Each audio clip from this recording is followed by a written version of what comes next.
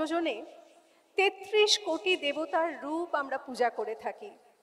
তবে যে কোনো অনুষ্ঠানে বা পুজোর শুরুতে আমরা প্রথমত গণেশ বন্দনা দিয়েই শুরু করে থাকি।